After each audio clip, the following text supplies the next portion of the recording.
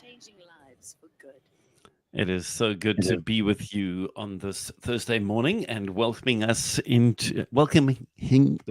get my words straight. I need some more coffee. Yours. Welcoming Nico into the studio this morning. Thank you for your time, Mr. Kleynhans. Yes, and hello to the listeners as well.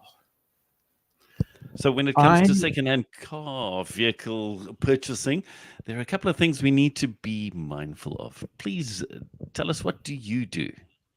Yes, I insist that my clients talk to me before they buy a second-hand car. And I'm going to go through an actual case now so you can see where the traps are that people fall into. So these, in the past few days, one set of clients did exactly that. And they sent me the contract that the dealer wanted them to sign.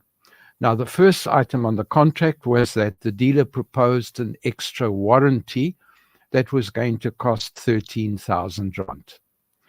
The next thing was that the dealer wanted 4,000 rand to complete the forms. The dealer wanted another 1,000 rand to get the disc and to get the number plate. So the first thing I did is I went to Hello Peter to look at the quality of the warranty that they were trying to sell. 700 people gave that warranty 1 star. Now that says something about the warranty. And I was able then to go to my client and say, if you're happy with that warranty, where 700 people who've already used that warranty, now those are the ones who bothered to go to Hello Peter, not the ones who are unhappy, but the ones who bothered to go to Hello Peter to report their feelings. 700 is not a good warranty, and it means that warranty is worth nothing. The other problem that I have is the only guarantee that that dealer is offering is that the car is not stolen. The dealer is saying they specifically are not offering any warranty about the condition of the engine.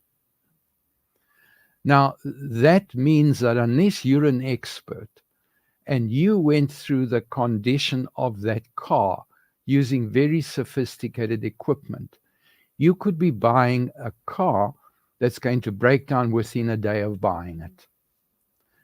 The price that they were prepared to pay for that car was 230,000 rand. So it's a lot of money to invest on a car that you don't know the condition of the car, with a warranty that is more than useless. And so I have a problem with that particular deal as it's been structured together.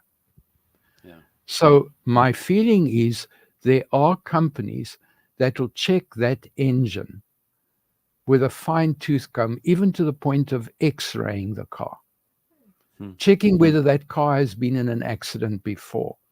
If you're going to pay 230,000 rand for a car, it's worth paying for that extra check on the car.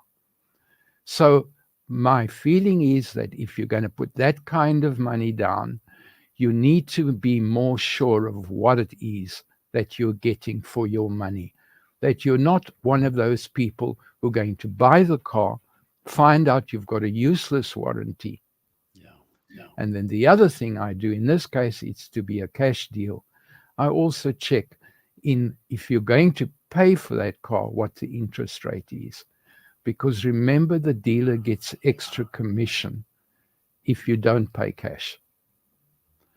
And therefore, the motivation is not to get you the best interest rate, because their commission still has to be added onto the interest rate as well. Sure. So there is a reason why when you buy a second-hand car, that you need to make sure that somebody can check that deal for you. And because most of us are only going to buy 3 cars in our lives, we don't always know what the tricks are, what we have to check on. Then getting money. We're all getting those emails saying we can lend you money and we're only going to charge you 3%. So I want to go through one of those with you. Now, the first thing is, let's apply some logic. If somebody is prepared to lend you money for 3%, what do you think the tricks could be? Because if they're giving you that money for 3%, where are they finding that money if it's a genuine deal? What are they paying for the money, and where are they sourcing the money? But let's assume that it's a genuine deal. So what is it you have to tell them before they're going to give you money? You've got to give them your name, your address, your gender, your age, your marital status. You've got to give them your bank details. You've got to give them your occupation. You've got to give them your monthly income. You've got to give them your property details. You've got to give them your debts. So you've got to tell them where you have accounts, and you've got to give them details about that. You've got to give them your phone number. What do you think they're going to do with that information? You guys, you've got to think sometimes, if a deal looks too good to be true, then it's probably too good to be true. And it is possible all you're doing is releasing information to people who are not going to give you the money, but are going to now use that to raid your identity. So I would be very careful if you are being approached by a money lender who's offering you a deal at 3% when the bank is going to do the same deal at 17 or 18%. There's a reason why this deal looks to be true. Then many of us are getting emails yesterday, today, and you're going to get it tomorrow, come from SARS. And they're going to say, SARS owes you a refund. Click here. That is not from SARS. Even though the email address will say sars.gov.sa, it is not from SARS. You click on that, you're going to be compromised, and you're going to find that your emails are compromised, and you're going to find that your emails are going to be read, your computer's going to have a virus attached, and you're going to get into trouble. Don't click on that. SARS will not send you an email saying they owe you money. Please click here to get that money.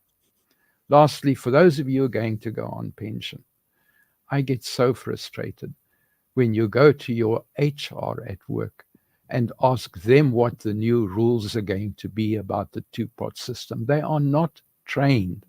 They're going to give you information that they've been giving to people for the past 5 years. You're going to get wrong information from your HR, not because they're malicious. They are not trained or qualified. They're not even allowed to give you that information. So please, if you're about to go on retirement, don't get your information from HR. You're going to be given incorrect information, and you're going to find out when SARS takes off more money than you think you are going to pay over to them. Have a good day.